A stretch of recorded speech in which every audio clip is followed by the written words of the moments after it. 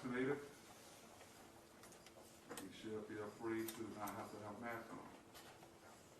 I've been vaccinated, but I'm not ready to take my mask off yet.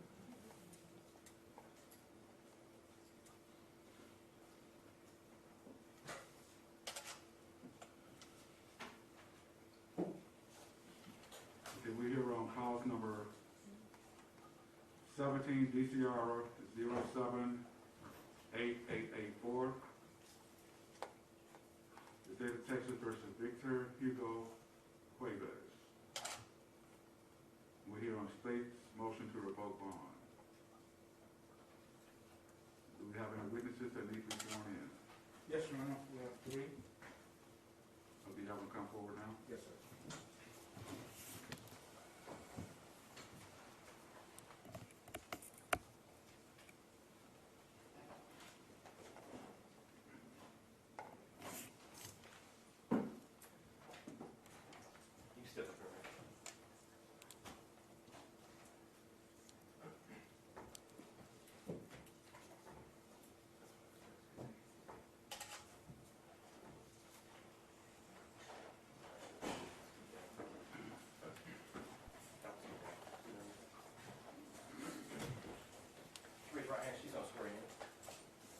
You do solemnly swear or affirm the testimony you shall give in the cause now pending before the court shall be the truth, the whole truth, and nothing but the truth, so help you God.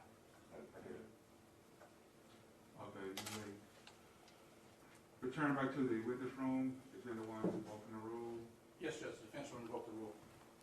Okay, rules involved, which means you should not discuss this case with each other. You should only discuss with your attorney. The attorney will call you in the rest of your testimony. Thank you. Judge, we have one more witness that's not here yet, but I'll make sure when I see him, I'll make sure I'll probably tell him. Okay. Make sure he understands how it's going to work. Okay, state, this is your motion. If you wish to make an opening statement, it's up to you. No, sir. No, sir, I'd rather go into it. Right now, the state called Brian Patterson. Mr. Carlson.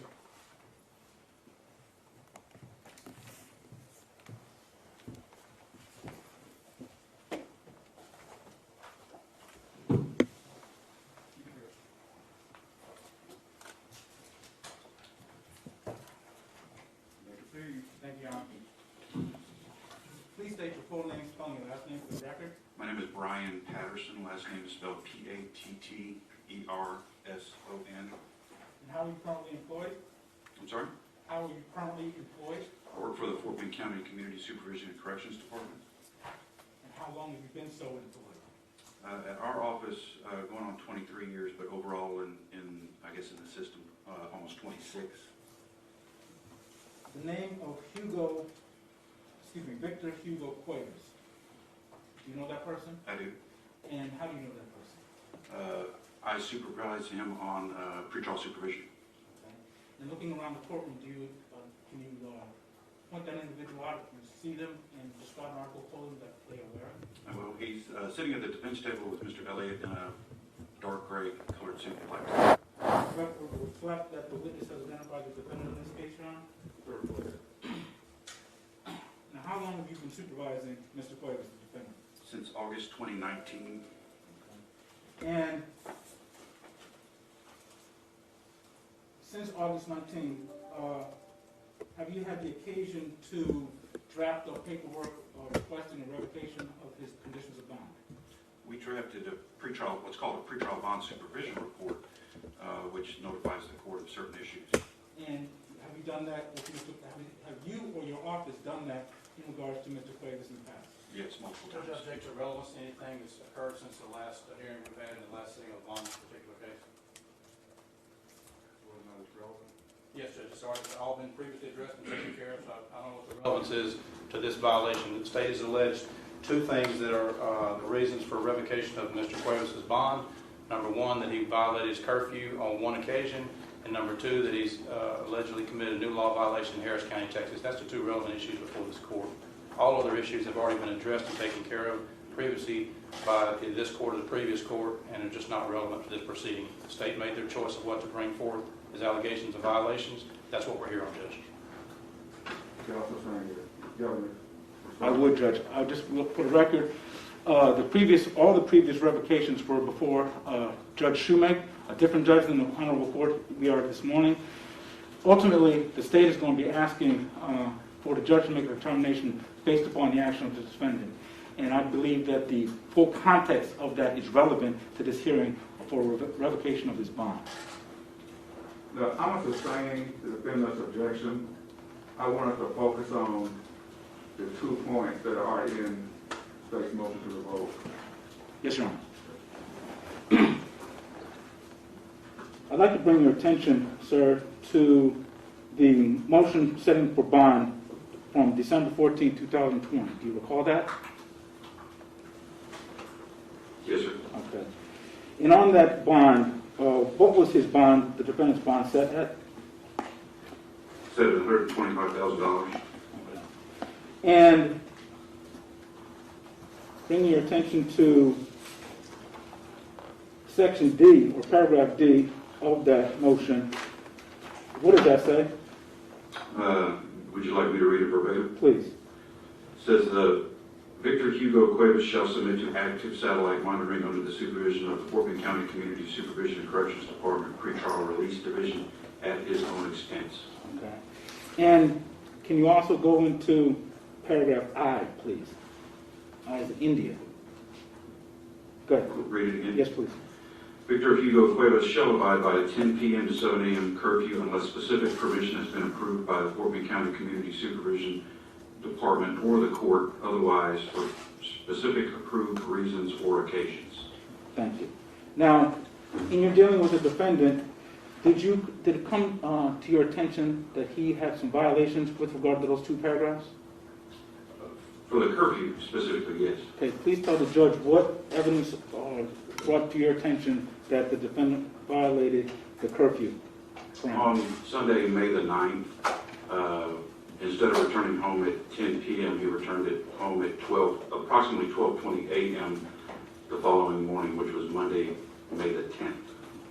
And how do you know this? Through the GPS tracking records. Okay, and can you explain to the court how that worked? The GPS tracking records, how did you get an alert, or what happened? Well, I can patch into their system and log into their system and look up any individual's tracking records, past records, where they are at that current time, and so forth. Okay, and is that how you discovered the violation of Mr. Cuevas on May 9th? Objection, Judge. Hearsay and confrontation. He's testifying about someone else's records he's logged in and reading from. That's hearsay and confrontation, Judge.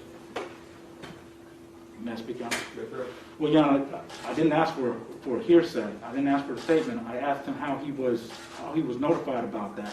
Now, whether that was somebody telling him or was it a device, I don't know. That's my question. Can you repeat the question? Yes. On May 9th, you talked about there was a violation of the curfew. Yes. My question to you is, how did you become aware of that? Did you?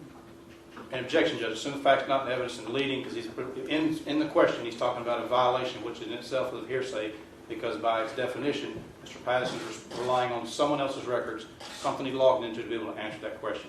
It's hearsay and violates the right of confrontation. The rules of evidence apply here, and it's inadmissible. Do you remember my question?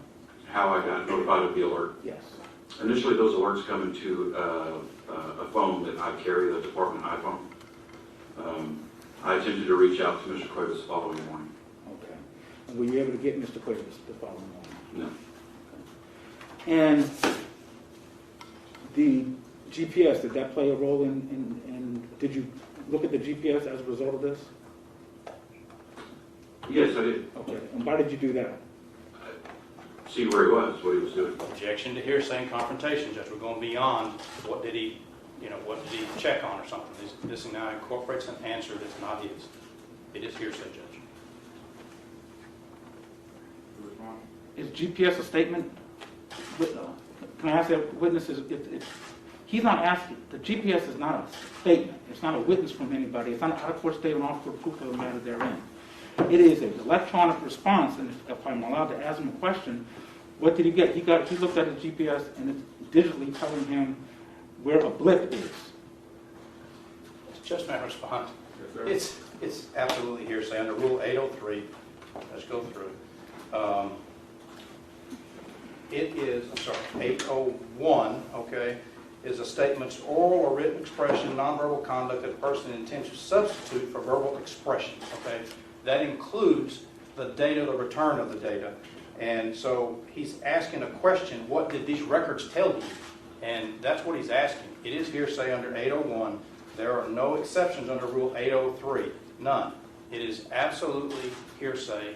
It's subject to me being able to confront the witness that is allegedly keeping track of this, to determine whether they're kept accurately, the machine works, how accurate is it, how much fallacy does it have, all those things, and they're not here. There's no way I can confront them. It is hearsay, Judge. Mr. Patterson is here, and you'll be able to cross-examine him. But he doesn't know, except for some website told me. That's all he knows, and that's the heart of why I can't cross-examine that. May I take the witness on board, Iris? Sure, go ahead. Mr. Patterson, are these records you're talking about, just checking the website and whatnot, are they your records? Yes, the monitor company considers them our records. Okay, and do you know the accuracy of these records of your own personal knowledge? Accuracy of the GPS. Yes. The company has advised me that it's, I'm not asking what they've told you. I'm asking, do you know of your own personal knowledge the accuracy of these devices? I can only go by what I was trained. Okay. And what I essentially have been told by that company. Okay. And do you know what type of device is inside, what type of satellite chip is inside of it? I do not. Do you know how many satellites it's tracking? Is it tracking 1, is it tracking 11, or some number in between? I do not know that. Do you know the rate of error of the machine? I do, as far as distance, Yes. plus or minus 25 feet. Okay. Do you know that of your personal knowledge, is that again something that the satellite company has told you? That is something that the monitoring company has advised me. Okay, so have you ever been to a training session by the manufacturing of the satellite equipment? When we contracted with this monitor company, probably in 2000, 2001, I and our then director flew to Tampa, Florida, and we were trained on site at their facility, At whose facility? the monitoring company's facility. And so that was 10 years ago? No, it was approximately 20 years ago. 20 years ago. So that's the last time you've had any training in regards to? No. Okay. No. How many times has a monitoring company changed since 20 years ago? Changed out. And owners? Changed owners, I believe, 2 to 3 times. But the technology remained the same. The software remained the same. Are you telling me there hasn't been any software updates in 20 years? Well, there has, but I mean, the overall gist of the system is the same. There's been cosmetic updates to their system, yes. Well, how many versions of software has there been changed? Objection to relevance, Your Honor. The same. Thank you. How many, does this satellite use GPS towers? Does it use satellites in the air? Does it use cell phone towers to bounce its signals through? Do you know? If GPS reception is affected, it does ping off of cell phone towers. It does a triangulation. And so what is the range then of the triangulation? I do not know that. So the records that you're referring to then, is it fair to state that you can't say whether that's a triangulated record through cell phone towers or it's a true satellite record? Is that fair? No, I know the difference. Okay, and can you look at a particular reading and know whether it came off a triangulation or a satellite? When you look at the maps in that monitoring system, it will notify you when it's pinging off of cell phone towers or if it's true GPS reception. And this one that you're talking about now, was that a satellite ping or was that a triangulation? I do not recall at this point. So you're testifying about, this alleged violation. You don't know whether it came from a satellite or whether it came from a triangulation off a cell phone. Is that fair? That is fair. Without seeing the information before me, that is fair. And so if the satellite manufacturer was here or the GPS monitoring company was here, they could answer that question, right? I would assume so. Definitively. I would assume so, yes. But they're not here, right? Correct. And I can't ask them a question. Correct. And so this judge is left not knowing whether or not this range is 25 feet or as much as 5 miles. Would that be fair? Because it could be that much if it's a triangulation off of cell phone towers. I do not know the answer to that. I don't know whether it's up to 5 miles or not. But you know it's very much different than 25 feet if it's triangulation off the cell phone towers. Had lots of things to do with line of sight, best coverage, I would assume so, yes. hills, valleys, buildings, everything else. So, and you have no clue whether or not this particular one you're talking about comes from a triangulation or a GPS. No clue to tell this judge. Not right this very moment, no. Okay.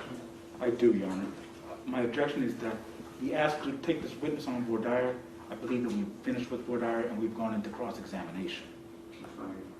Thank you. I renew my objection, Judge. Call for roll.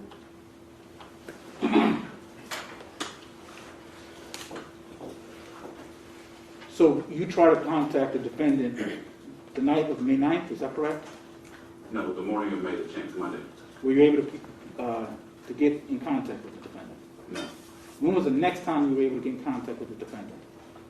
That was Monday morning when I was working in the 268th District Court, and Mr. Elliott was there, and I explained to Mr. Elliott that I was attempting to contact his client. Mr. Elliott reached out to him and got him on the phone. Did you discuss, did you have a conversation with the defendant at that time? It was more of a, it was on speakerphone, but it was more of a conversation with Mr. Elliott and his client, and not really, I don't recall now, I may have been intermittently involved with it, but I don't remember exactly. Well, did you talk to the defendant, or were you just listening in on the conversation? I mean, I'm sure I said something, I don't recall now exactly what I said, but if I remember correctly, I probably said something. Did you ask him where he was on the 9th or the 10th, the early morning hours of the 10th of May? No, I knew where he was because I had already reviewed the GPS records. Okay. And so, was he at home? Past 10 p.m., no. Okay. And that would be a violation? Yes.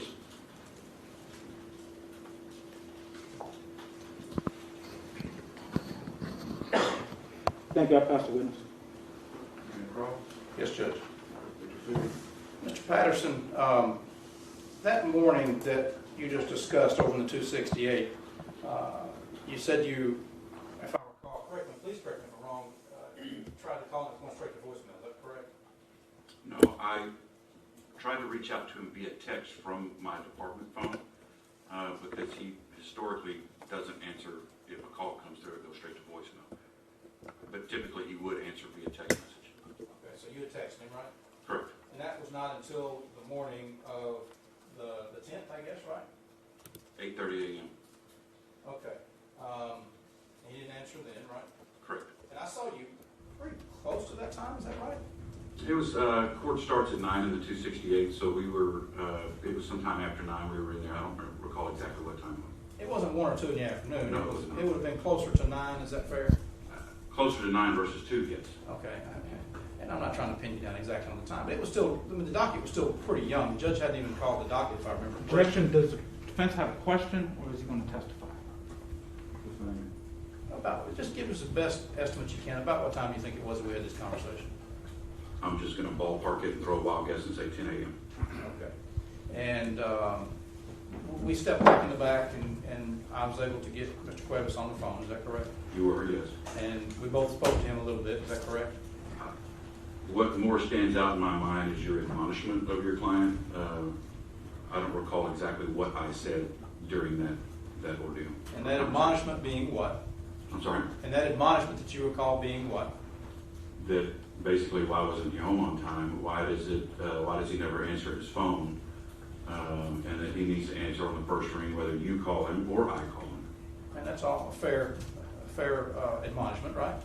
Correct. And do you recall him giving the reason why he was not home on time, and even indicating a photograph? Do you remember that?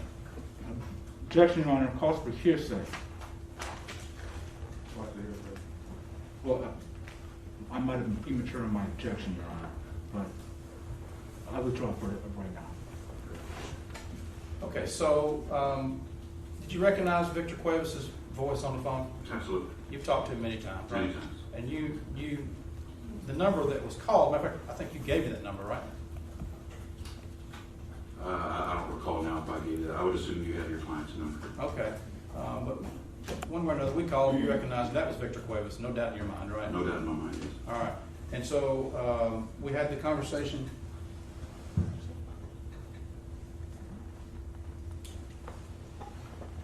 have signed witnesses here, Judge, I sent them outside their notes here. All right, so, we had the conversation. Yes, sir. I hesitate to rise, but I believe that we have another witness of the defense that is also. I saw two people walk in, are you witnesses?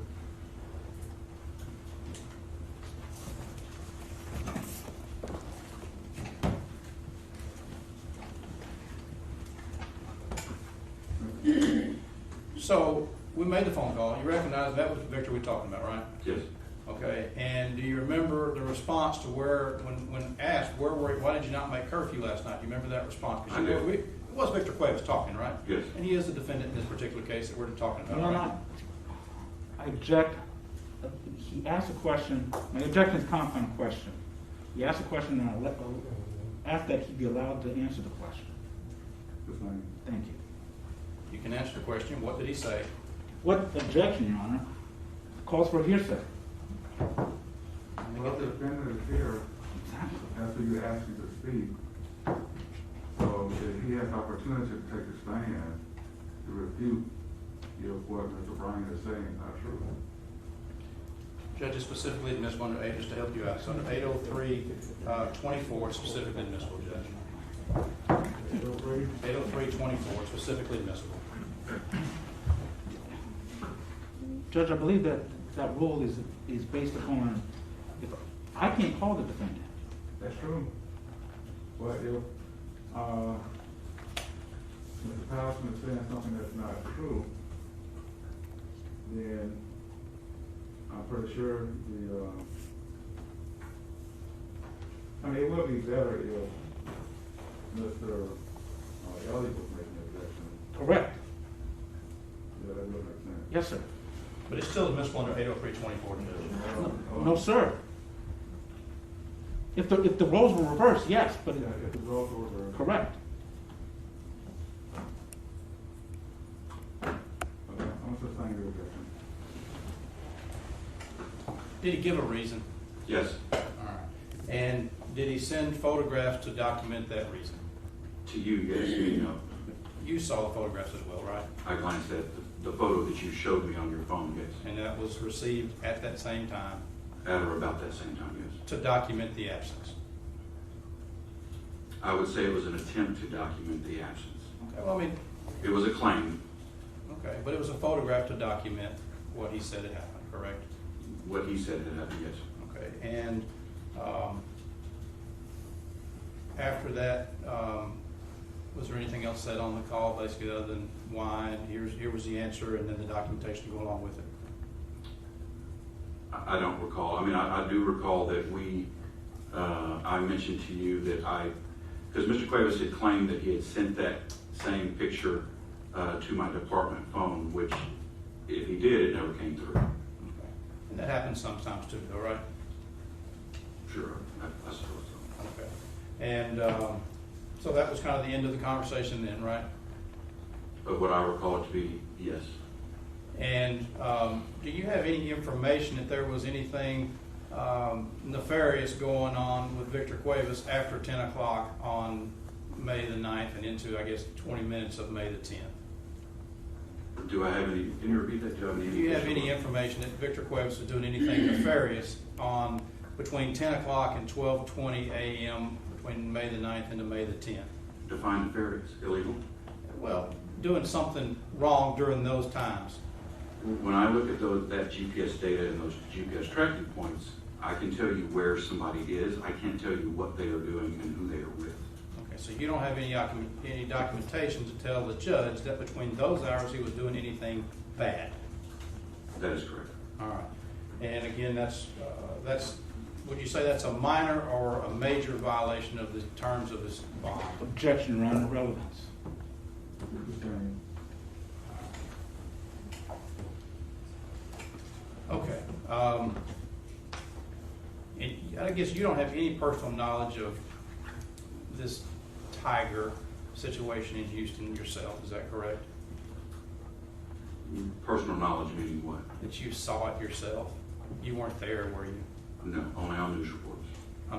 Only on news reports. Okay, which the whole world has seen, but Sure. you know, that's hearsay in this court. Objection, Your Honor. Is there a question? counsel's testifying. What was your answer? At this point, I don't recall it. I said, do you have any personal knowledge of what was going on there, personal being used, so I heard it yourself? Asked and answered, Your Honor.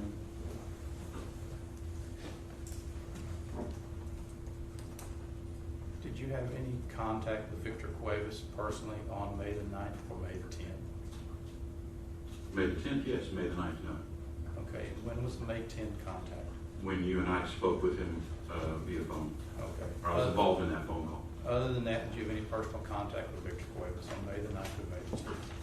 No. All right. I'll pass it with the judge. Just some, Your Honor. You stated as a result of the cross-examination that you historically the defendant does not answer his phone when you call. Correct. Can you explain that? I mean, how many times has that happened? Multiple, where I would attempt to call him and either A, it would go straight to voicemail, or B, he just wouldn't answer. What is the purpose? Can you tell the judges the purposes of you trying to contact the defendant? Well, some of those purposes could be if there's, if there's problems with his ankle monitor that need to be addressed, if there's strap alerts that need to be addressed, and I need to get a hold of him, anything like that. So you're calling him, are you calling him for court business related to his position as a defendant in the court system? Yes, that attempt that I made, yes. So every time that you're reaching out and you're trying to call him, it's for business. Yes, absolutely. You're not calling him just to say, hey, how you doing? That's correct. Okay. And how many times are you not able to get through to him? I don't have an exact number for you. Is it more than 10? Probably, if I had to guess, less than 10. Okay. And you said that he doesn't answer when you call, and you also talked about texting. Does he return your texts? Yes, in my experience, more often he would reply to a text from my department phone, or he would attempt to reach out to me via text on my department phone. Okay. But you said more or less he contacts you on text. He returns your text. More often than anything, text message. But he does. Are there times that he does not respond to your text? I'm sure there were. I mean, I don't remember specifics now, but Now, what is the underlying charge that Mr. Cuevas is before the court, in this court? he's charged with the offense of murder. Okay, so you have an offensive murder on Mr. Cuevas, and he doesn't call you back when you call, and he doesn't answer, and sometimes he doesn't answer your text. Does that concern you? Sure. I mean, I would rather be able, if there's an issue with his anklet, I would rather be able to immediately get in contact with him.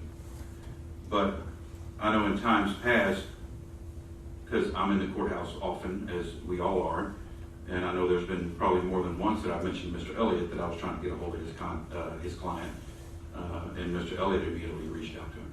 So Mr. Elliott is able to, it's your understanding, it's been your experience, that Mr. Elliott can reach him right away, but you can't. Well, not Monday morning. He didn't answer Mr. Elliott's call either, or it went straight to voicemail, if I remember correctly. Okay, but you talked about there's other times, right, that you were unable to reach the defendant. Correct. And you were in the courthouse and you saw Mr. Elliott. Yes. And on those times that you were unable to reach the defendant, was Mr. Elliott able to reach him? That I recall, yes, ultimately, reach him, yes. Thank you. I have no further questions. Yes, Judge. You just used the word ultimately. Now, does that mean that there's been occasions when I've done like I did the other day, put him on speaker, and also went to voicemail with me as well? Yes. Okay, so when you mean ultimately, I kept making attempts until I got it and got you in contact with him so y'all can discuss whatever issue need to be discussed. That's correct. And why are some of the reasons that you've experienced in your own personal life that cell phones sometimes go straight to voicemail? That's what you testified about. Objection, Your Honor. Relevance.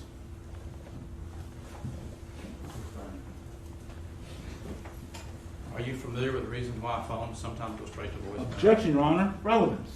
Judge, the state brought this up, about this going straight, and made a big deal about it. Objection, Your Honor. Relevance.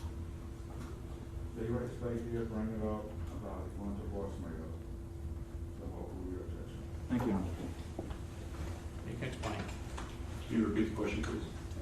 You've got a cell phone yourself, right? I do. Remember, you got two of them, right? I do. And do they sometimes go to voicemail straight, even when you don't think that they should? Honestly, I've never known why. I mean, I would assume that either, number one, the phone's off, or maybe the call was declined. I don't know. Also not coverage as well, is that a reason too? That I don't know. Okay, if I called you right now, you think it would go through? Objection, Your Honor. Relevance. It's fair to say there's various reasons why phones go to voicemail. Objection, Your Honor. Is there a question there? Again, Judge, they brought It this. calls for up, made a deal. speculation, Your Honor. Thank you. Are there various reasons that a phone goes straight to voicemail? I would believe so, yes. All right. And as of May the 14th, 2021, today, is Mr. Cuevas in compliance with all the bond conditions as required of this court, except for the two Objection, things Your Honor. that you have outlined? The objection is relevance. His compliance, whether this defendant is compliant today, is not relevant to the hearing that we are here for today. That's exactly what we're here for. No, sir. We're here on the motion that was filed on the 22nd of, excuse me. Yes. I'm sorry. May 10th.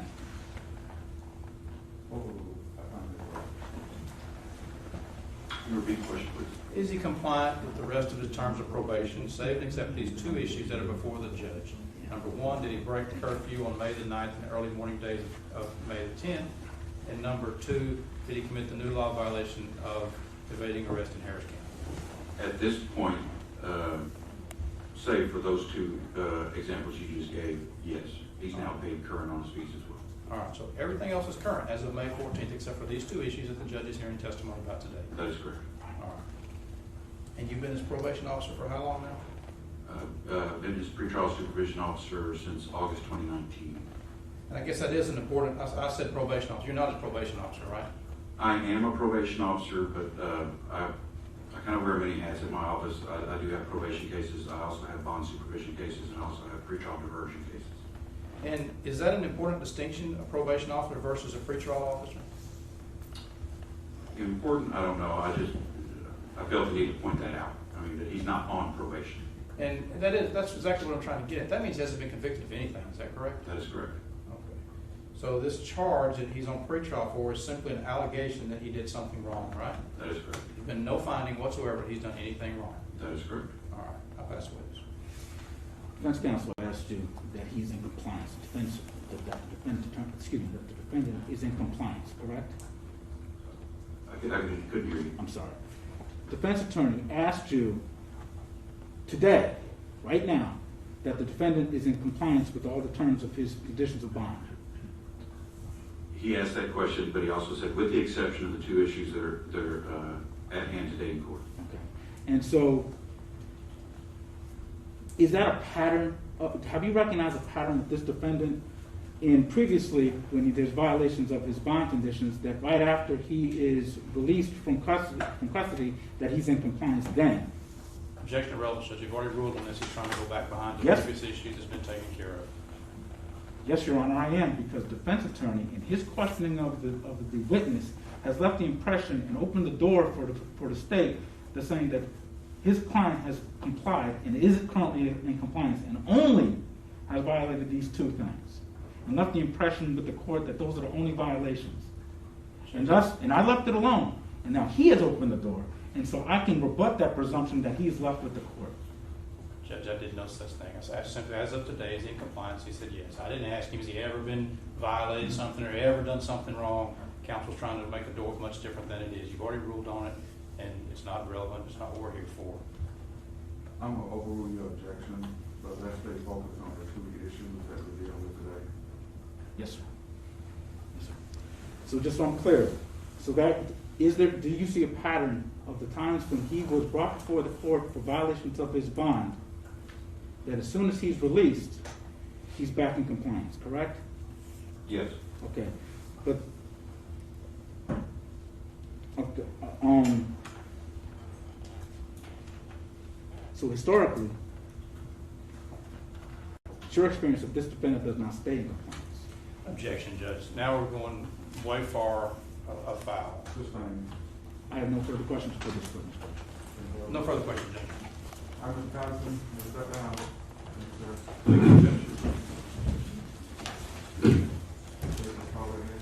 Thank you, Your Honor. They will call Mr. Wes Martin, Marin, M-A-R-R-I-O-N.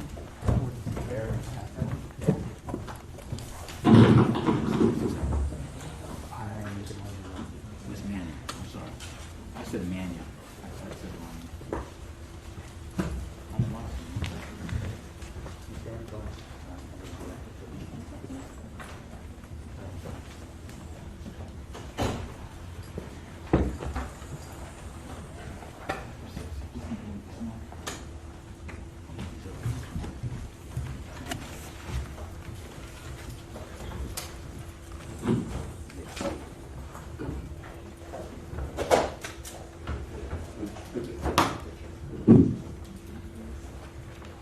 May I proceed, Your Honor? Yes, sir. Thank you. Please state your full name, spelling your last name for the record, Wes Manning, M-A-N-I-O-N, and how are you currently employed, with the Washington County Sheriff's Office. and how long have you been so employed? With the Washington County Sheriff's Office, approximately 6 years.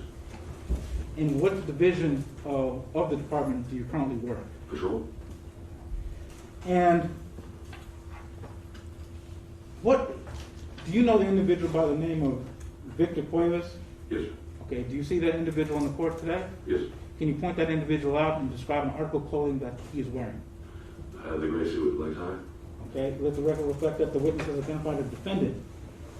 If, can you tell the court how it is that you came in contact with Mr. Cuevas, you first met him? The first time I met him? Yes.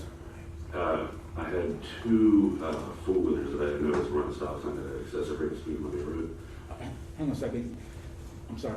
You speak kind of fast and you have a mask on. Yes, sir. So it's kind of hard to hear you, so I'd ask you to slow down a little bit. Yes, sir. The first instance was... Objection of relevance, Judge. Please continue. Two four-wheelers ran a stop sign a couple houses down from mine. I was outside. I witnessed it. I proceeded to the backside of my neighborhood where I saw the two four-wheelers, got out of my vehicle, identified myself as a police officer, and made contact with him and two other people. Objection. When can I take this witness before our judge? We don't even know when the sequence was. Your Honor, if I can ask some questions, I think that we get there. Let's see what Mr. Ball can do. It is Ball, right? Yes, sir. Thank you. In developing the time and date. I mean, he's already talking about some event that we have no idea. He made no effort whatsoever to even begin to talk about when this might even be, so. I'm going to ask Mr. Ball to rephrase his questions. Thank you, Your Honor. And Mr.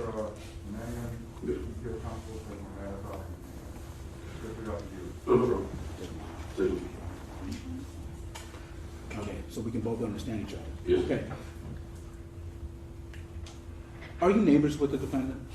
We live in the same neighborhood. I'm 2 streets over. Now, you just talked about an incident that when you first met him. Do you know when, can you give the court a date? No, approximately February of this year. February 2021? Yes. Okay. And you stated that there was two wheelers going up and down the street, Mm-hmm. and you approached, why did you approach the defendant? We've had numerous complaints about these folders. Judge, Okay. none of this is, there's no relevance here. None of this is alleged any reason to be broken his bond. We're going into all this extraneous stuff. So give me no notice of this. I mean, where are we going with this? We're talking about running stop signs now? Mr. Ball, what's your response? My response is, well, Why is it relevant? it's relevant for how we met him. Were you in uniform? Can I ask him one question, Your Honor, regarding this, and I think we'll clear this up. Were you in uniform when you met the defendant? No, sir. I had my badge and my... Judge, I renewed my objection. I mean, where are we going with this? So your first time you met him, did you have a conversation with him? Yes, sir. Okay. And in that conversation, Judge, again, relevance. What difference does it make? It has nothing to do with the issue before you. Your Honor, this witness is testifying as to his knowledge of this defendant. I'm establishing the fact that this, previous to the events of our motion, that this witness has had previous knowledge and knows who this person is. That's all I'm trying to do. That's all. Thank you. So back in February of 2021, when you first encountered the defendant, you were dressed how? Just in my regular clothes, jeans and a t-shirt, with my issue badge and my sidearm. Okay. And you stated that you were approaching him because you were talking about him driving up and down the streets with his... Yes, sir. I was trying to be nice, say, hey, listen, slow down. Okay, okay. And in that conversation, did you approach him as a law enforcement officer, or did you approach him as a neighbor? Both. Okay. And can you tell the judge what the conversation was with the defendant? Again, I got to object to relevance. Why are we going into a conversation that, I mean, what does this have to do with anything? So you identified yourself as a police officer during that conversation? Yes, sir. Okay, and how did you do that with this Judge, I defendant? object to, you just made a ruling, he just keeps going right back to it again. You've already sustained the objection, he just keeps going right back to asking the same questions again.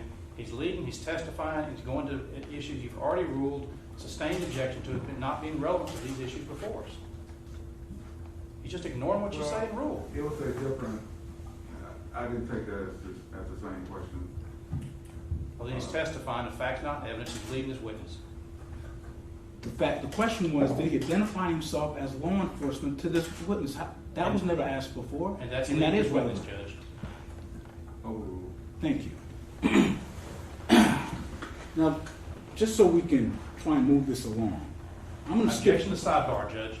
We just asked a question, we could get along with this.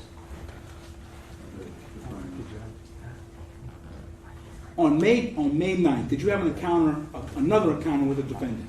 Yes, sir. Okay. And at that point in May 9th, did you identify yourself on May 9th as a law enforcement officer to this defendant? At some point in the night, yes, sir. Okay. So, to your recollection, how many times have you identified yourself to this defendant as a law enforcement officer?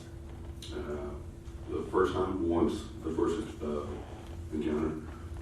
The second one is only when he was trying to evade the driveway, but he knew who I was when we were in the front yard. Okay, Objection but- to speculation, Judge. Well, watch the speculation. Because he said he knew. He thinks he can get into his head.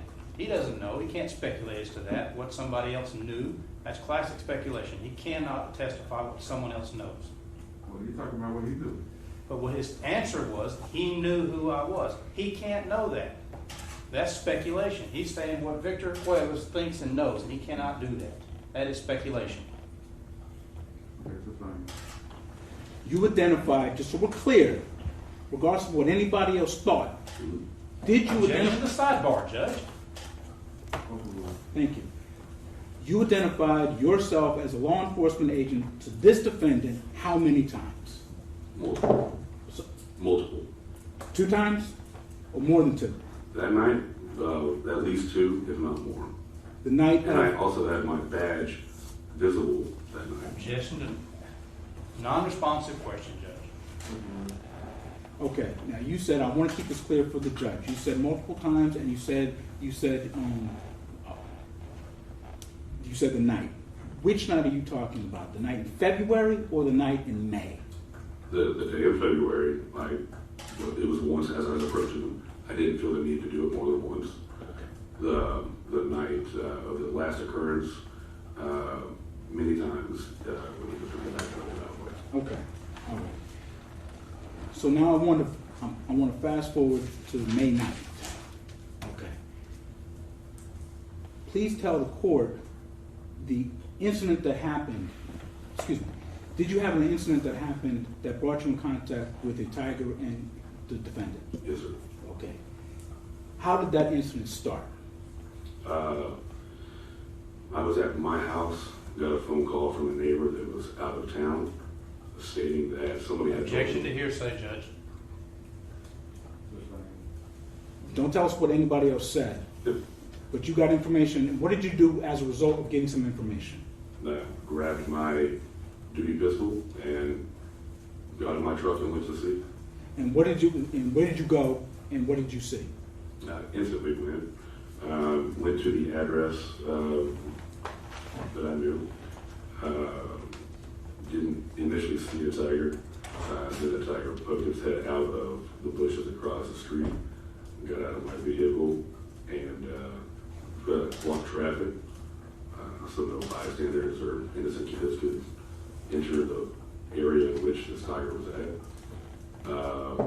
Called 911, got HPD en route. I then just tried to have the tiger keep focus on me instead of everybody else. Okay. The tiger backed me into the yard across the street, which is I can't remember the address. Once we were across the street in the yard, Mr. Cuevas came out, stated, "Don't kill it, don't kill it, don't kill it." In which I, at that point in time, thought he was just a bystander. I told Ward to come back into his house numerous times. He then stated, "That is my tiger." It kind of took me a second. Told him to get his tiger. The defendant said this? Yes, sir. He said, that is my tiger. Okay, and then what did you observe the defendant do? He approached the tiger, grabbed it by the collar, kissed it on the forehead, and proceeded to take it back into his house. Were you concerned for your safety at that point? No, the whole time. The whole time? But I was also concerned about his safety as he approached the tiger. Were there other people out there in the area? A lot of people.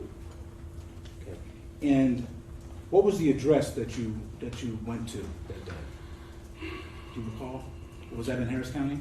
Yes, sir. It was on Ivy Wall. Okay. I want to say 1107. Okay. Ivy Wall. It was in that proximity. Okay. And so that was in Harris County, Texas? Yes, sir. Okay. And so you see the defendant come out and kiss the tiger. What did he do next? He had it by the collar, then he proceeded to take it into his house. Okay. How long was this going on? I would say about 10 minutes until he grabbed the tiger. Okay. So 10 minutes before I was outside with the tiger. And then the defendant comes on scene? Out of his house. Yes, Okay. sir. And where does he take the tiger? Inside his front door. Okay. Did you, was that the last time you saw the tiger? No, sir. Tell the court, what was the next time that you saw the tiger? As he was backing out of the driveway, I was behind the vehicle on the driver's side, postured in a way that I could get out of the way. I want to stop you there. You said once he was in the driveway or something. Yes. Who is he? Mr. Cuevas. Mr. Cuevas was where? In his vehicle, and I looked in the back, and then I saw a tiger in the back of his vehicle. Okay. And then what did you do as a result of observing that? Told him to pull back up in his driveway. His car was in reverse, trying to leave. I stated, "You know who I am, Sheriff's deputy, pull back in your driveway." And did he comply? No, sir. What did he do? He pulled forward, turned hard left into the neighbor's yard, and proceeded to leave the scene. And how did he leave? Did he leave? In an evasive manner. He peeled out in a quick action left scene. Was there a driveway where he drove out and onto the street? No, sir. It was through the neighbor's yard. It was a neighbor's yard that he drove through? Yes, sir. Across the front lawn? Yes, sir. Was anybody on the lawn when he drove through? No, sir. Okay. And was that at a regular, did he go through slowly? Did he go through fast? No, it's really fast. Yes, sir. Did there come a point where any police officers, other police officers, responded? You said you called HPD. Yes, sir. As I was behind the vehicle while he was trying to leave, HPD showed up with their emergency equipment activated. One officer got out and was next to me. Then he left scene, and then the HPD officer ran back to his vehicle. Now, you stated you wanted him to stop and stay. Yes, sir. Why? For investigation purposes.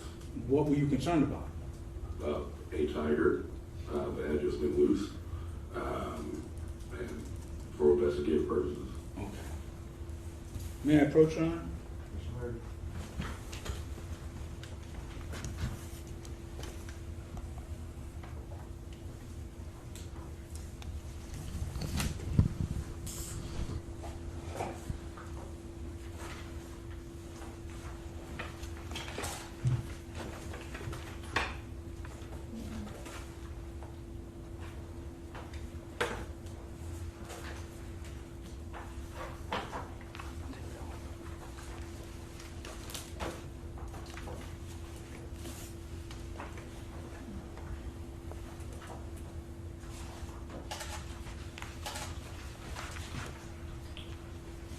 permission to give this to the defense attorney? I mean, to defend the witness? If you're gonna talk about it and try to get admitted, Yes. Thank you. Handing the witness marked as State's Exhibit 1. Can you take a moment and look at that for me, please? Do you recognize it? Yes, sir. How do you recognize it?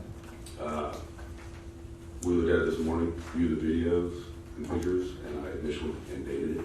And what do you recognize State's Exhibit 1 to be? A DVD of the occurrence of the night. And does it contain video of it? Yes, sir. And now the videos that are contained on State's Exhibit 1, are they a true and accurate representation of the events as they occurred on May 9th, 2021? Yes, sir. Your Honor, I offer State's Exhibit 1 as evidence intended to defense counsel for his inspection and possible objection. What's on board? This is the information I believe that I gave you potentially last night. What particular video, what is this you're offering? That's what I'm asking. What is it?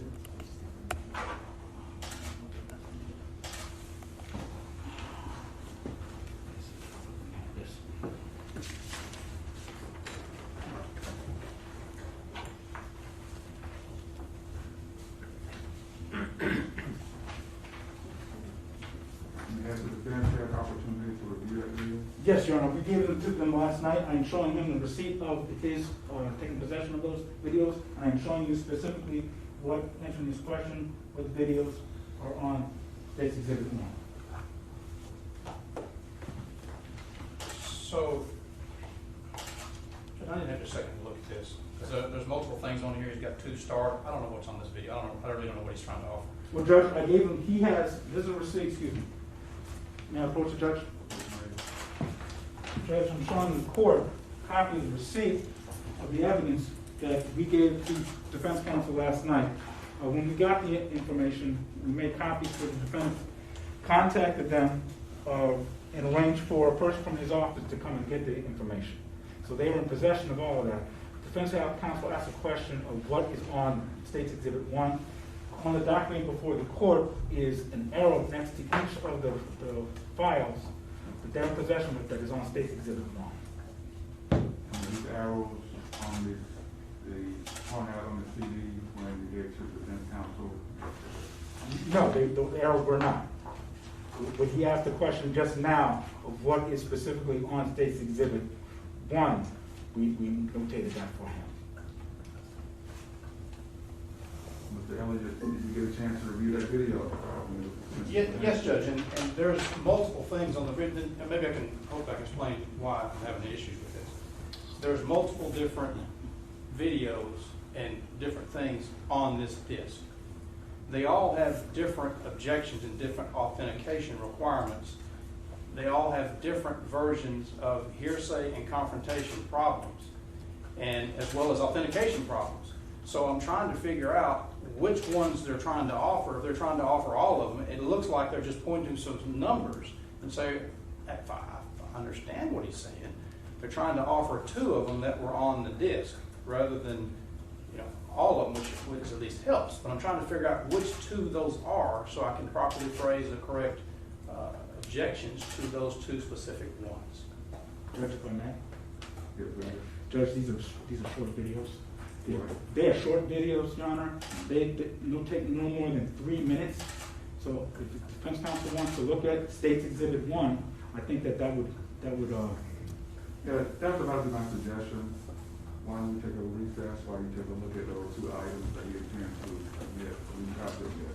Well, if I could just look at it for a second, I have some notes. I may be able to, formulate my objection. But that's fine. We can take a break. That's fine. But, just because they're short doesn't mean they're admissible. I know, but I'm gonna Okay. take a look at them. All right. If you have any objections, state your objections, Okay. and we can just take it from there. Very good, Judge. He said he's seen the video and it's a real video, but there are certain issues that may be objected to. Thank you. Okay, 10-minute break. Thank you, Judge. All rise.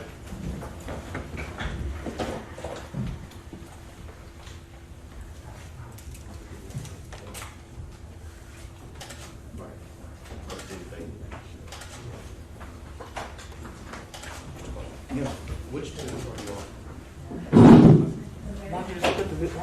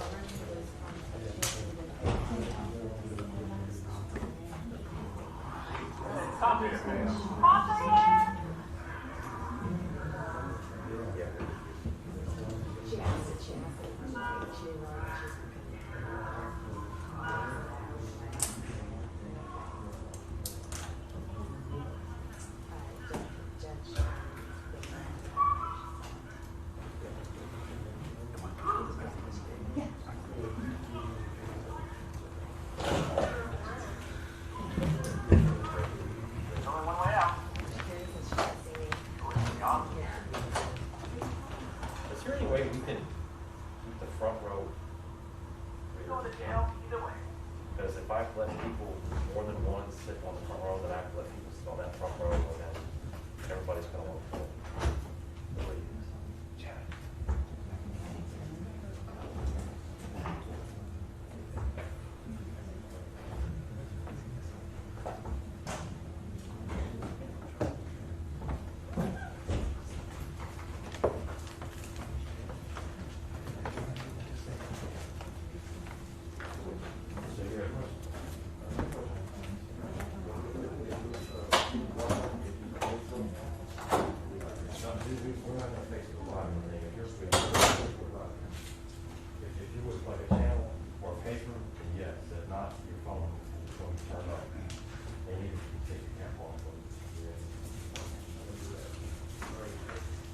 Yeah, I'm sure, yeah. If you're news media, then yeah. If you're not, the phone needs to be turned off. Okay, where do you work at? I'm an independent contractor. Independent contractor for, who are you working for? I'm sorry? Unless you're like 22 or 13 or something like that. When I'm in Facebook Live, anything, that phone needs to be turned off.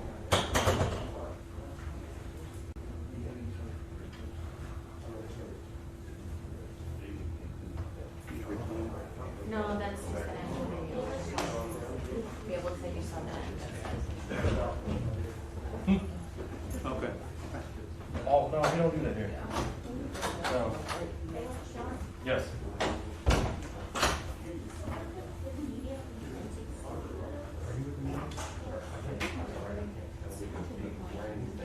If you're media. Okay, I'm sorry. Yes, you can. I thought you were here. Hey, Mike. But yeah, I'm sorry, go ahead. I think it's just a selection of video, because the video is. Oh, no, it's fine. You're good. I'm sorry, I don't even. Okay, yeah, feel free. I'm sorry. Okay, thank you.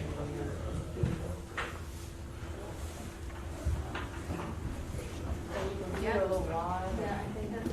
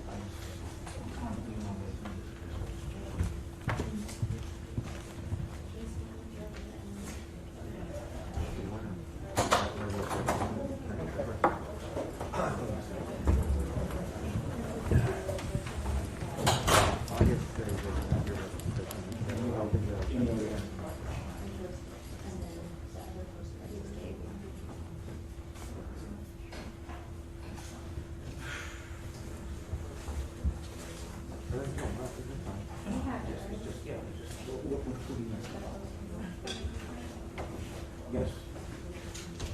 Does he?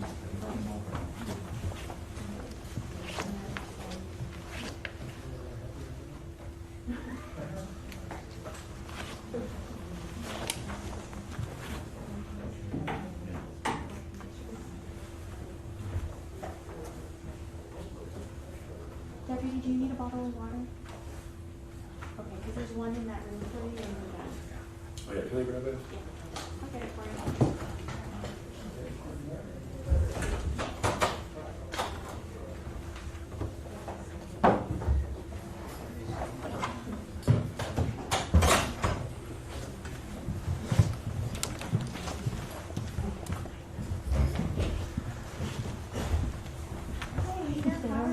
Good, how are you?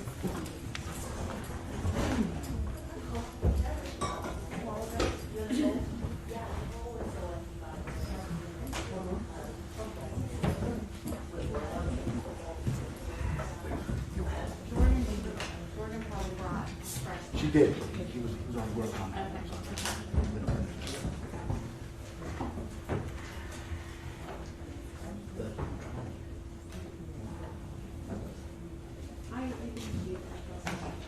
That's what I think.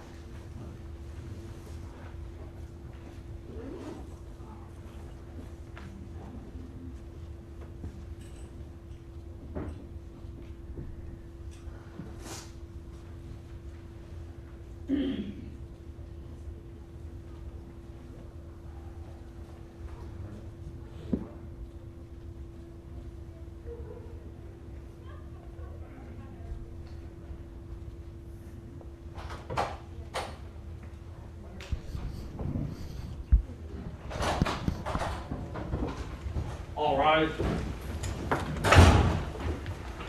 Please, you see that?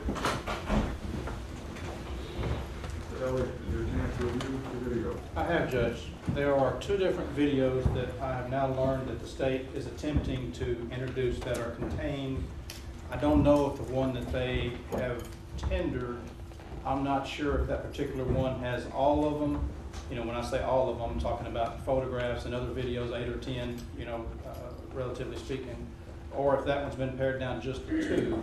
But at least the 2 that they indicated are 2 files. One that ends in 12248 is the nomenclature. It's a big long number, but the ending number in that one is 12248. And the other one that they have indicated they're tendering into evidence is labeled Cranberry Hill to Fleetwood. That's what it's. That's the nomenclature that's on the actual video index, so to speak. Again, I'm not sure what they're actually offering. I'm not sure if it has multiples and they're just offering the 2 files that are there, or if what they've tendered just has those 2. But I'm taking it, those 2 are the ones they are offering into evidence, regardless if there's more or not. We may have to do some redaction later if there's more on there. But as to the first one, 12248, ending in those numbers, what that is, Judge, I'm going to give you a brief explanation of it so you can understand my objections to it. It is apparently a video that's taken from some third party somewhere, you know, looking at it from some distance. And there is commentary. There's a lot of voices that we hear on there. There's commentary on there primarily by a man and a woman who knows who they are. And they're talking about different things and suggesting that different things are going on. And so as to well, first off, there has been no identification of the voices on the tape, which of course is one of the prerequisites for its admission into evidence. We don't know who these people are. There's the primary man and woman talking, but there's also, you hear other people talking and saying different things as well in the background. Their voices are not identified. We don't know who they are. And so we're getting hearsay from all these people coming in through this video that I don't have a chance to be able to cross-examine. I don't have a chance to be able to confront them, so it's a violation of confrontation, and it's hearsay. And we also, so far at least, even though they've offered this into evidence, have not had the opportunity to hear any of the prerequisites, whether or not this is true and accurate as it depicted. And of course, from this witness, there'd be no way to know that, because it's from a totally different vantage point from where he was at. And he may know what he was looking at, but he, at least I don't believe, went back, 150 feet or 150 yards or however far back this is and looked at it from that vantage point. So we don't know whether it's true and accurate. There's been no testimony about that. We don't know if it's authentic or not. We don't know if it's been tampered with or not, or doctored up or not. And then we got all this hearsay that's on it, and we don't get to confront whoever's on there making these statements and comments and everything else. And so none of the prerequisites have been made. And it's all hearsay, inadmissible hearsay under 801 and 803 with no exception, as well as it violates the confrontation clause and due process to be able to, test this and find out even if it's even real or accurate, or if it's been monkeyed with. And, for those reasons, Judge, this is just flat not admissible. And now maybe they've got some people they can put on to authenticate it, and if they do, they do. I'll sit down and listen to that testimony, but as it stands right now, it's just flat not authenticated and inadmissible. That's as to the first one. And you want to address that one first, or we go ahead and address the second one, and you rule on both of them? How would you prefer? Go ahead and address the second one. All right. The second one is different, Judge. The second one is apparently a video that's taken of some streets, I don't know how many streets over, some distance away from the residence. And it shows some cars driving up and down that. And so I don't know who took it. I don't know where it came from. I don't know whether it's authentic or not. Now, on that one, there's not any voices, so we don't have a voice problem. But still, at least as of now, we've had no authentication. We don't know if it's been tampered with. We don't know if it's been altered or deleted in any kind of way. We don't know the times in which this even occurred. And, so it doesn't comply with authentication in any way. And even though it is not verbal, it still is hearsay, because it is a depiction of something that's an out-of-court statement about what happened on this other street and the events that occurred without being authenticated. It's hearsay, I don't get to cross-examine, and we don't know if it's even real or when it was, or whether it's been altered or deleted. And so for those reasons, both of these are inadmissible. And again, maybe they've got some other witnesses they're going to come in and bring and prove it up. And if they do, of course, then it may become admissible. But as it sits right now, neither one were admissible. Mr. Ball, you have a response? Yes, Your Honor. Predicate has been made by this witness. The proper predicate has been made by this witness. Whether it was, he knows, he's seen it, he recognized it, how he recognized it, and it's a true and accurate representation of the events that as he perceived them that night. That's all that I'm required to do by law. Now, as far as with the first video, defense attorney talking about all these voices, we can view the video without any sound. I have no problem with that whatsoever. Authentication has been made. All of the defense counsel's objections are irrelevant as to the requisite under the law. And finally, all his concerns go to the weight and not to the admissibility of the materials that are on State's Exhibit 1. The issue I'm having is that this witness did not make that video. That's not the requirement of making the video. The requirement are 4 questions, Your Honor. Has he reviewed the video? Did he see the picture? It's just like a photograph. Okay. He was there. That's important. He was there, and then he has to be able to answer the 4 predicate questions for authenticating this document. Does he know? Has he seen it? Does he recognize it? How does he recognize it? And the final question is it a true and accurate representation of the events as he perceived them that night? There is nowhere that he has to be the person that took the photograph, there's no requisite that he knows about the machine that took the photograph. That is a red herring. That is not the requirement on the law. There's 4 simple questions, and this witness has asked those questions. The concerns of this defense attorney, it goes to the weight of the admissibility. That's you, Judge. But the weight of the evidence, not to the admissibility. I have laid the proper predicate and foundation for admitting this document. Defense counsel has had this since last night. May I respond, Judge? Respond, go ahead. First off, I'd really like to know how long the state had it before they gave it to me last night after 5 o'clock. But that's irrelevant as to the admissibility of it. You know, Judge, there can be situations in which someone can say, I didn't take the pictures, but I can say it's true and accurate because I was standing basically from the same vantage point. So this is the same thing that I saw, okay? There can be that scenario. I have to tell you that in candor.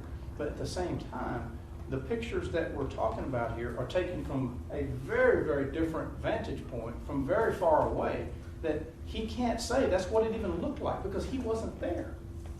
That's as to the first one. I mean, it's a very different vantage point. We don't know if it's altered, deleted, or anything else. He hadn't even said it hasn't been altered, deleted because he doesn't can't. have to, Judge. That's not. Yes, sir. Yes, sir. Because he can't. Okay, that's as to the first video. The second video is bordering on absurd because, as far as I know, he never even went to that street ever. Now, maybe he might have drove down that street days later or something, but nowhere there that night. Sure didn't know anything about whether this is true and accurate or even what day this video allegedly was even taken. So, I mean, how far can we get from this? It's the same objection, though, Judge. I mean, he could, like I said, if he could see this, he could say, yeah, I was standing, it's the same thing. The guy next to me had the camera. Yeah, and that's the same thing I saw. But he can't say that from this vantage point that's way away. He sure can't say it from streets away. I mean, unless he says, I went back there and I looked or I did something else. I mean, maybe we're waiting on that testimony and that predicate, but we haven't heard it. This is not even close. Tell you what, at this time, I will sustain his objection. To develop his testimony, and re-argue it. I will possibly allow it in. Yes, sir. But at this time, I will sustain the defendant's objection. Yes, sir. May I proceed, Your Honor? Yes, sir. Okay. Give me the document back, please. Take it to the one back to the defendant. Excuse me, back to the witness.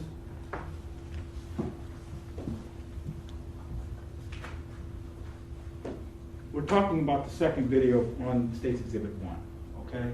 That is the black and white video that you observed. Do you recall that? Yes, sir. Who made that video?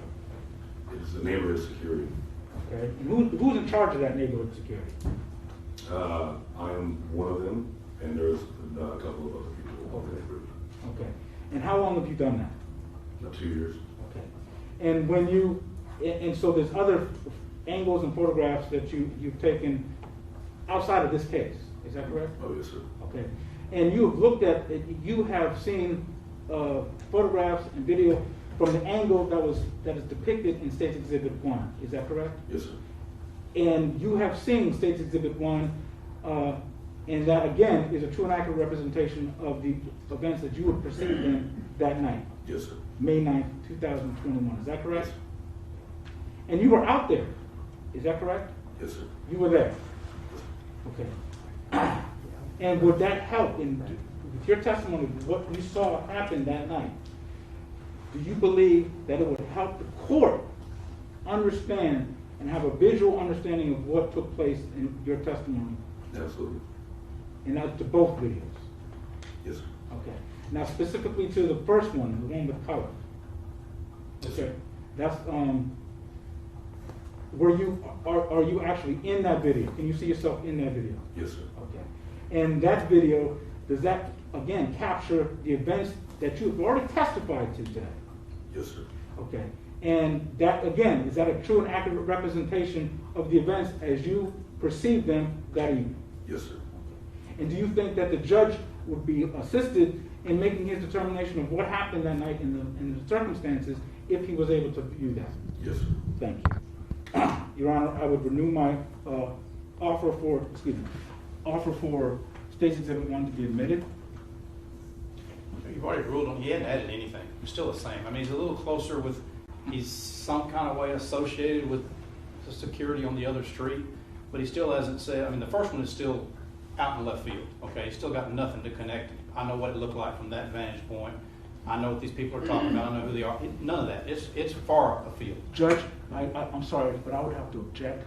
What is the defendant's legal basis for objection to State's Exhibit 1? Tell you what, based on the answers that you just gave to the question from Mr. Ball, I'm going to overrule your objection and admit State's Exhibit 1.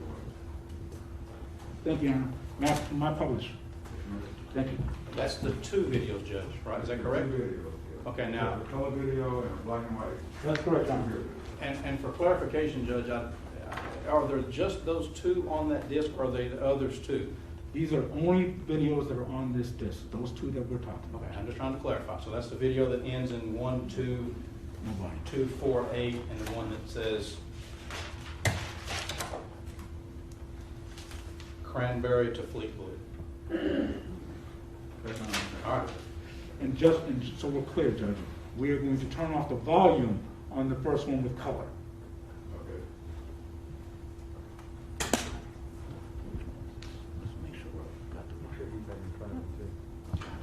So just to be clear, Judge, what's been admitted is just the audio only. Is that correct? No, the video. I mean the video only. Yeah, the video, but not the audio. All right. I just want to make sure we're clear. Audio not. All right. Can you see it on your monitor? Purposes of this hearing. Yes, sir. Okay. You display. What are we seeing here? At this point in time, I'm behind Mr. Cuevas' car, the white Jeep. Okay. Okay. May I approach the witness? Okay. You can circle it on the screen because we got Hold it. on, hold on. Look here, can you text me we get this thing plugged up? I don't know. Okay. Hang on. Don't have a flashlight. Now I'm out there for, Okay.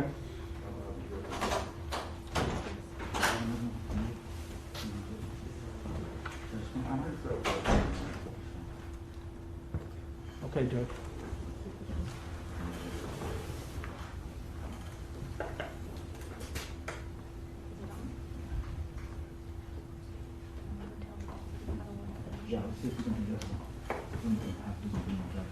Judge, may I approach the witness to show him how to work the touch screen? It doesn't. Now it's not working. Does this one work? You can try it.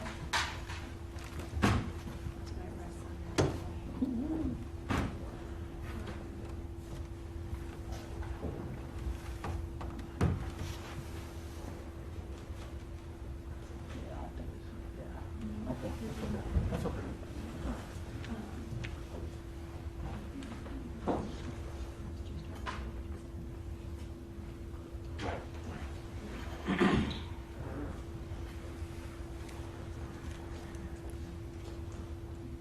Where's the one behind the, yellow?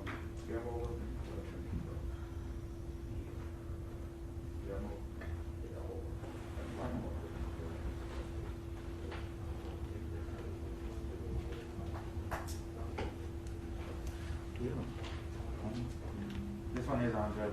It's on.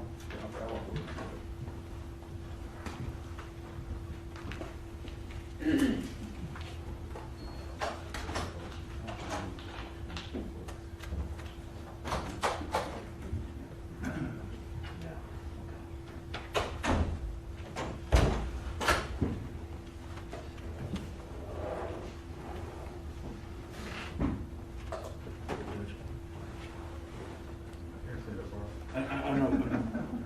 Counsel? Counsel, can you approach? Can you approach counsel? I'm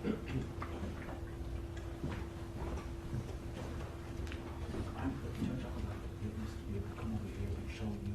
I would have had him do it with the screen, but we can't do it, so I'm going to ask permission for the witness to come over here so he can show you. Okay. Thank you. Sergeant? Yes. I'm going to ask you to come down. I'm going to ask you to come over here. And I want you to talk about the video when we play it, and I want you to point out to where you are in the video and what is going on throughout the video, okay? I want you to make sure that you keep your voice up so the court reporter can hear you. Okay? Now you're going to be standing here so the judge can see, and we're going to start playing it, and I want you to tell the judge what it is that's going on, okay? Yes. So we can see what you're talking about. If we can play it, please. So at this point, I'm behind the vehicle right there. Keep your voice up. Mr. Cuevas is driving. I know that because his window is down. I ordered him to pull back into his driveway numerous times. He proceeded right then to pull forward through the neighbor's yard and drive out. Okay, let me stop for a second. It's a short video. Let's rewind it and start it again. Okay, what are we seeing now? Stop. So again, I'm behind the vehicle. Stop the HPD video. pulls up. I'm ordering Mr. Cuevas back into his driveway. Do not leave. You know who I am, Sheriff's Department, pull your vehicle back up. Numerous commands in that manner. Didn't do it.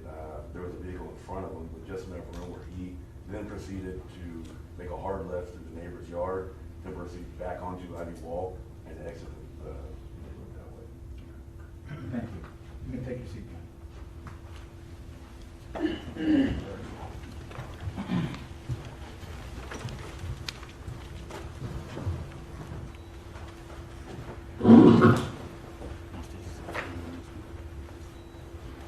Okay. So, wait for the judge to get back on the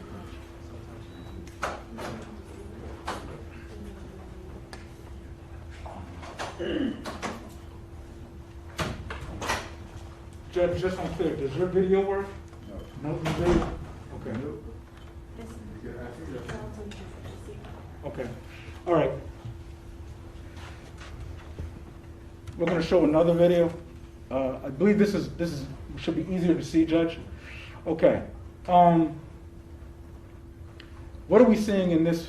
What are we seeing in this video? This video is the vehicle exiting the neighborhood at a high rate of speed.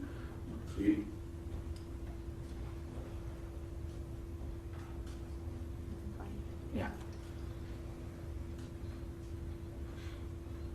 So is this the street that we just saw in the last video? No, sir. What street is this? This one is. There are no objection to this video testifying from it. Previous objections here saying confrontation. I have a running objection. Yes, you might.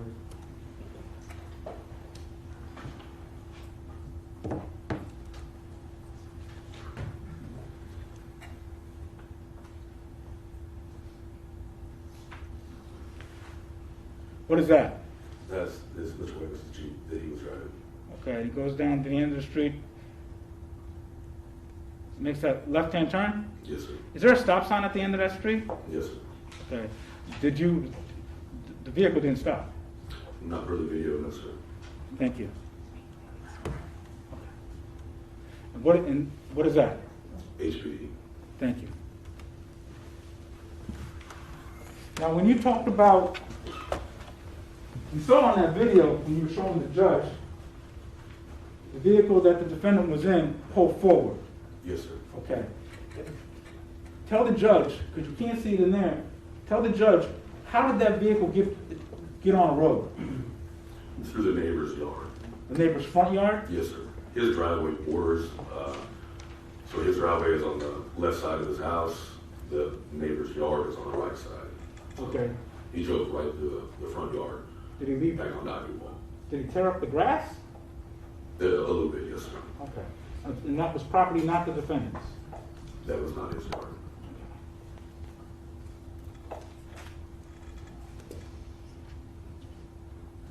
And in the upper right-hand corner of this video, is there a timestamp? The left-hand corner, yes, sir, on my screen. Yes, and can you tell the court what is the time, what does it say? 1400 on, it's hard to see on the screen, sir. Okay, does it have a date? Yes, sir, it's time. All of our videos from the neighborhood are time-stamped and dated. Does it have the date? Can you read the date on it? Is it? No, sir. You can't on that one? Not on this screen, no, Okay. sir. Okay. Thank you.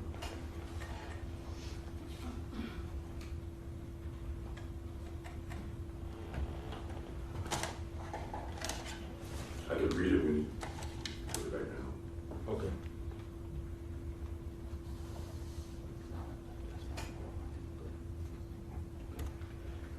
Thank you. I have no further questions, Your Honor. Court. May I proceed, Judge? Is it Marion, is that correct? Mannion. Mannion? Yes, sir. M-A-N-I-O-N? Yes, sir. Okay. And where are you employed? Waller County Sheriff's Office. So Waller County is the county in which your peace officer certification is being carried in by the Sheriff's Department, is that correct? Yes, sir. So in this instance that we're talking about here today, May the 9th and May 10th, you're out of your jurisdiction, is that correct? No, sir.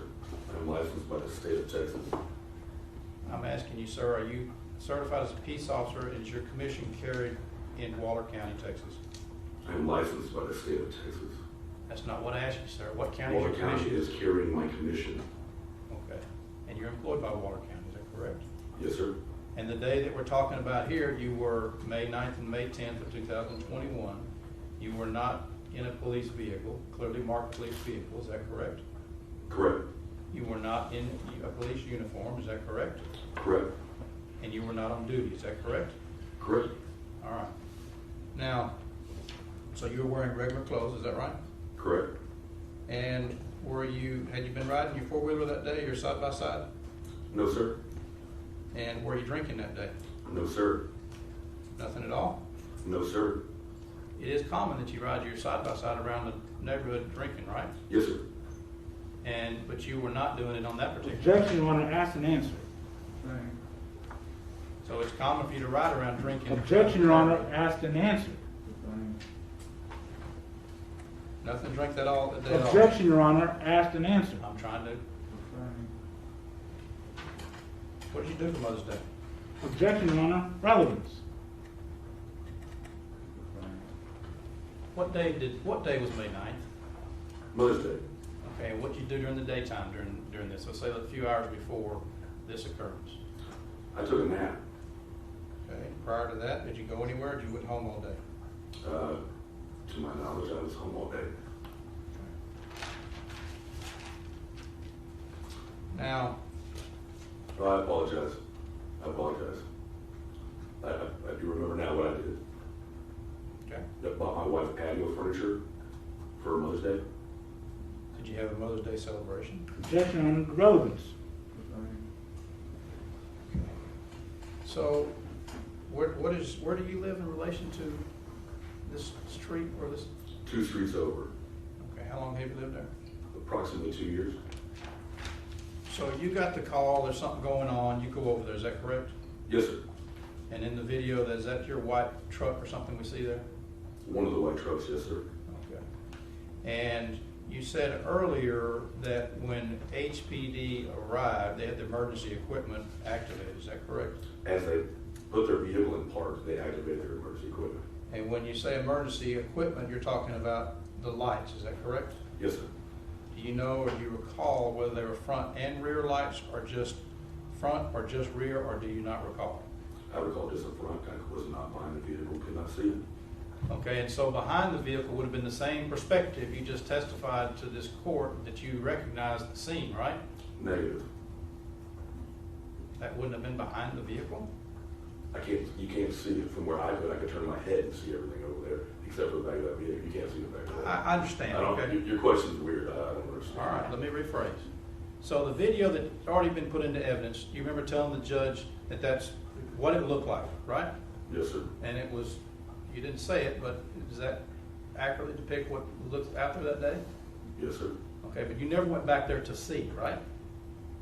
No, sir. So the back of the police vehicle would have been a view that you never saw yourself personally. There's a lot of views I didn't see that day. Just, if you could just answer the question, Yes. yes or no. It's fair? Yes. Okay. So then, I'm gonna ask you again, do you know whether or not the lights were on front only, rear only, front and rear, or if you don't know? I do not know. Okay. And so, how long was the police car there before Victor Cuevas drove off? If you know? And I'm gonna approximately 30 seconds. okay, and you've watched that video, right? Yes, sir.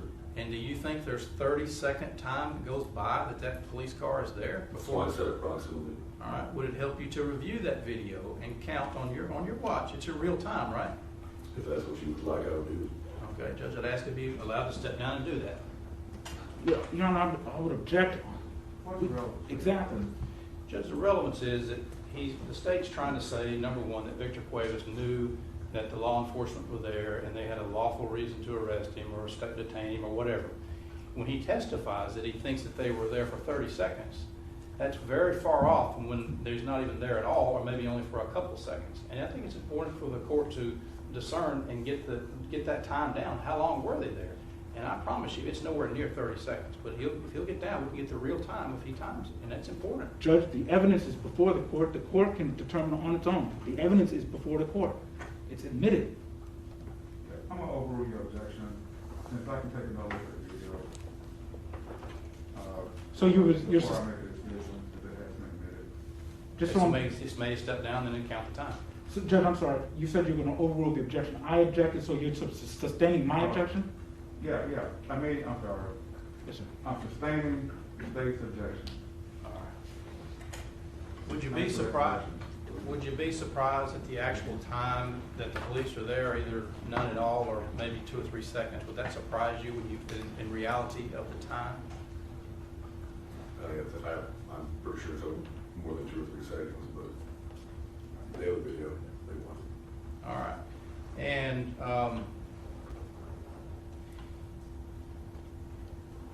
now, just can you tell us did you have a search warrant for Mr. Cuevas? No. Did you have an arrest warrant for Mr. Cuevas? No, sir. Did you have a search warrant for the residence that you were at with Mr. Cuevas? Objection to relevance, Your Honor. Overrule. Thank you. Search warrant for, The residence that Mr. Cuevas was in? I didn't enter Mr. Cuevas' residence. You were on his property, weren't you? His tiger backed me into his yard. Okay, but you was in his property, right? Yes, sir. Did you have a search warrant for Mr. Cuevas' residence Objection, Your Honor, asked and answered. or his property? Objection. Again. Yes, sir. Yes, sir. Yes, sir. Did you have an arrest warrant for Mr. Cuevas or to be on that property for any judge-authorized reason? No, sir. What offense did you view in your presence while you were there? The Class C wildlife. Okay, and He was in possession, he took possession of that animal, therefore it was his animal. And I was gonna wait for HPD to spend my stuff and try to issue the Class C citation. you were going to issue a Class C citation, To issue the Class C citation. but what you just said was, I was going to issue him a Class C citation for the wildlife violation. Is that correct? That's what I said. HPD would get there and issue the All right, citation. and so what wildlife section of the code are we talking about that's a I class? can't recall that off the top of my head. Okay, have you ever issued such a citation? No, sir. Objection, Your Honor, to relevance. It just goes to the legal authority, which is actually required in 3804, which is what the state is saying that he violated. And the defendant has, excuse me, the witness has answered that question. He has not. Well, I mean, in their motion, the offense that they were accusing him of violating is evading arrest in a motor vehicle. Which they have to have legal authority to have a detention for, and that's what I'm asking. What's the legal authority? And he stated that. For the wild, for the defendant to be in possession of the wild animal. He was Now, detained. we heard earlier testimony, he wanted to detain or question him regarding the tiger. Yes, sir. And so I'm trying to delve into that. They opened it up, and I want to go into it. But it's absolutely relevant. What legal authority did they have? So I'm trying to ask you about that. But he answered, he doesn't know off the top of his head exactly what, I guess, penal code violation that is. Okay, well, I've got some more questions for him. I want to find out what legal authority he had. So we went through the first exception was with a warrant, and we don't have that. So now I'm going to the second exception and see what legal authority he had, because legally he's not going to have any, but we're going to go through them, because that's what we need to do, because the state said that they had the legal authority to do this, and he violated the penal code. And without legal authority, there is no violation of the penal code. So, I mean, he's testifying, this is the state's allegation, that he violated the law, which includes having the legal authority to detain. And so I'm trying to go through what it is, because there is none. And I mean, he's on the stand, he's a peace officer, and said, I've detained him, and did all these Judge, things. I would request that defense attorney have legal objections and not the speaking objections. He's testifying.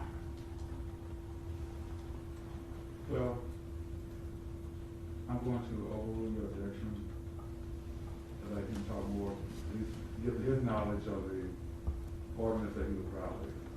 Thank you, Judge. So what ordinance was it? I told you I do not know the ordinance off the top of my head. I was detaining him for questioning in relation to the tiger. Okay, what authority in the penal code gives you the authorities to detain somebody just to question them for an ordinance?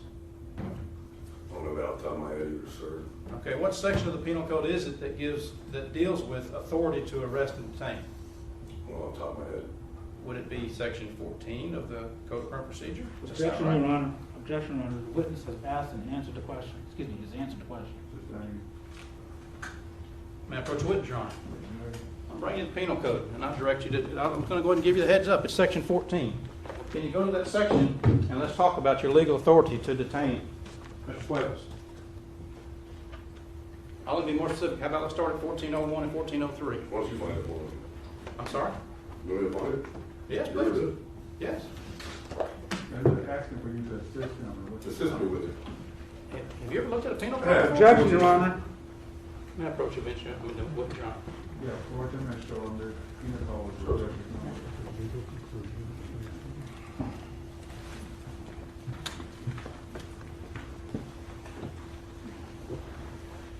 Your Honor, I would object. Defense counsel was asking for a legal conclusion from this witness. He asked the defendant, he asked the witness, what was the legal basis for him wanting to detain? He answered the question. He said that it was for the Class C violation of having the tiger there. That was his answer. Now he wants him to look up something and give a legal analysis and conclusion. That's not proper. He's got the answer that he has the answer to his question, whether he likes it or not is irrelevant. He's got the answer. I'd ask that anything else is irrelevant.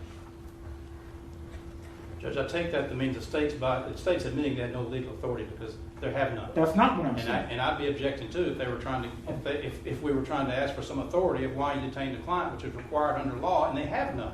And so I want to go through the list.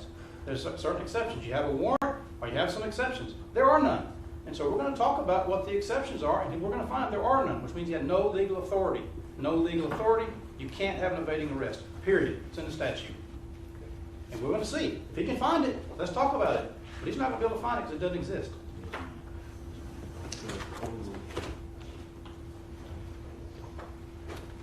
I showed you 1401.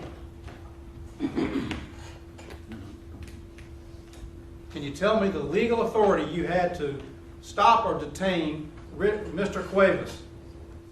1401, offense within view. And okay, let's talk about one, okay? All right. Define what it says.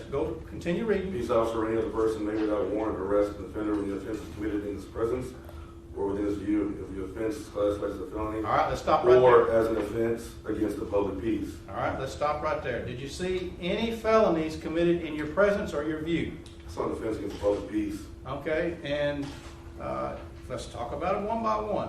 Okay. Did you see any felonies committed in your Objection, presence Your or Honor. your view? Objection, Your Honor.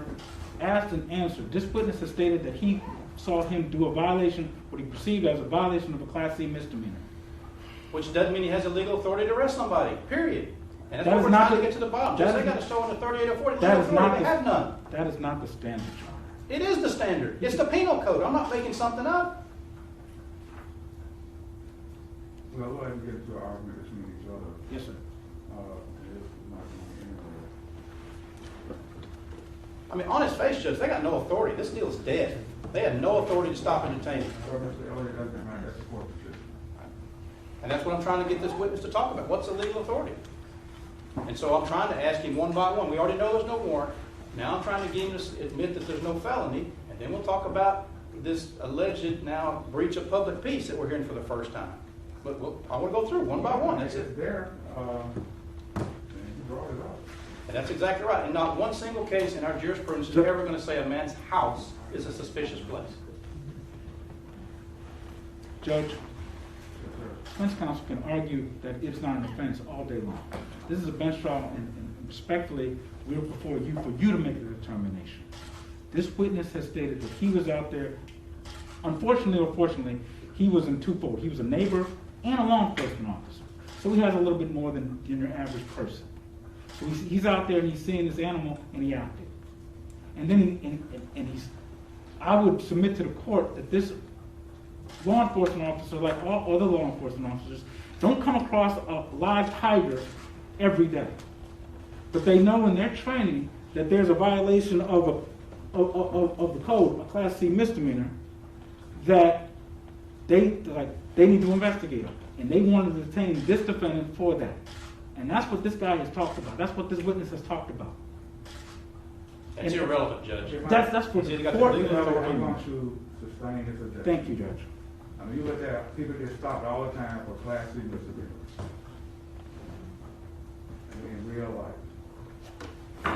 So I'm going to sustain his objection. Your book right, sir. Is it illegal to transport a tiger? No, that proper paperwork. And where is that rule that says you have to have proper I'll paperwork? find it in your book, sir. We'll find it. It's not in I the don't know book, off the top of right? my head. So it's not in the Code of Criminal Procedure, it's not in the Penal Code. Your Honor, I would object. Defense counsel's mischaracterization of law. We have city ordinances, we have city codes that are not in that book that give him, that the witness can rely upon to make a lawful stop, as the court just illustrated. And that for defense counsel to characterize anything else is inappropriate and a mischaracterization of the law. Sustain. So what is this ordinance, what is the terms of the ordinance, what does it prohibit? I was waiting until HPD got there. I was detaining an individual for investigation. I'm not I asking- know every city. I don't work for city user. I'm asking you, if you detained him, I'm asking you for your legal authority. So what ordinance was he violating? What's the conditions of the ordinance that he was violating? Objection asked and answered. Judge, we haven't got an answer yet. He said he didn't know. Sustain. Do you even know what the requirements of the ordinance are? I'm pretty sure owning a tiger is probably one of them. And what evidence did you have that he owned the tiger? He claimed it was his when he came out the front door and grabbed him. And is that on the video? Yes, sir. Okay. And so we can hear that on the video. I'm sure that they have that video. Yes, sir. That's not what I'm asking. Is the video and evidence, I know the audio's not in, but you claiming that's on the video? Judge, the relevance of this in this, I don't know where we're going with these questions, other than round and round. Asked and answered and relevance. Judge, I'm still trying to get to what legal authority had to detain him. And Because if he has no I legal, think he's answered that. Thank you. So then he has none. He didn't even know. Okay, well, I'll make a decision on that. Thank you. Move on to another subject. all right. So you were going to stop him because of this ordinance, if I understand correct, right? An investigation. And that's the sole reason for the stop and detention of Mr. Cuevas, is whatever this ordinance you think might have said, right? They came out and claimed that it was just Tiger, yes, sir.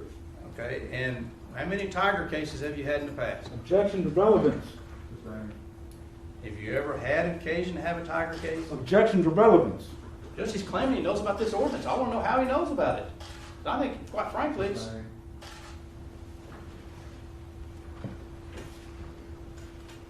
How old is this ordinance? Objection to relevance. All right.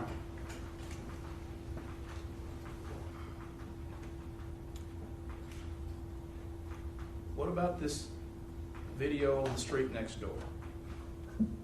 You say you're on the homeowner, is it the homeowner association or what is It's it? part of the homeowners association, it's a security committee, if you will, Okay, and what role do you have on that security committee? just as one of the advisors. And so, who retrieved this video? I did. I have access at my house of the security cameras, being one of the advisors, and I got the footage. Okay, so you downloaded it, Yes, sir. and you, of course, weren't there to view it yourself, to be able to compare what No, you sir. viewed with the video, right? So, Yes, sir. okay. And are you the one that saved it to disk? Yes, sir.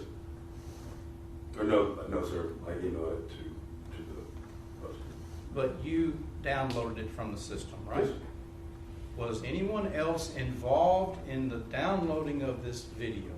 No, sir. Was anyone else involved in the creation of this evidence? As far as The video that we put into evidence now that's contained in State's Exhibit Number 1. Anyone but you. but did what?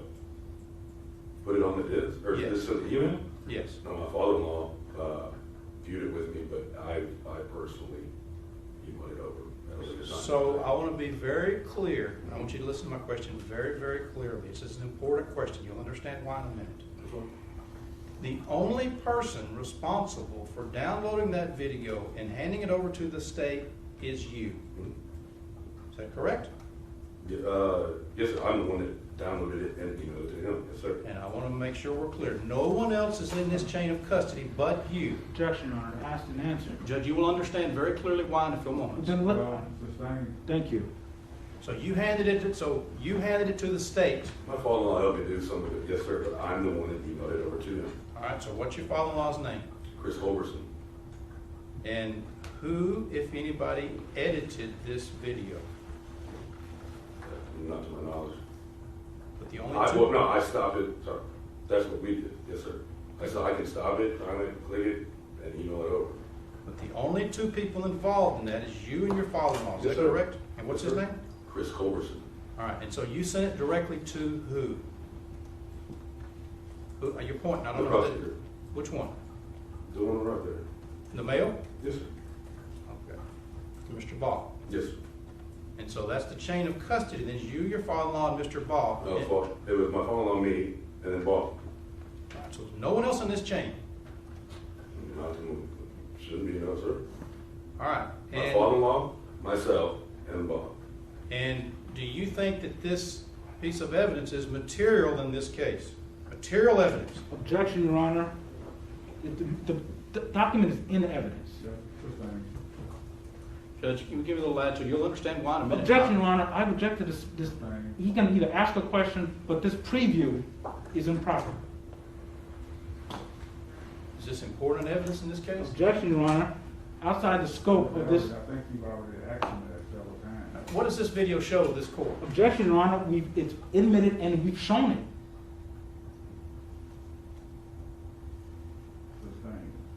Judge, may the witness get down? Let's play that video. We need to play the video. Can the witness get down? Let's play it. Let's break the lines. Come up here on top. All rise.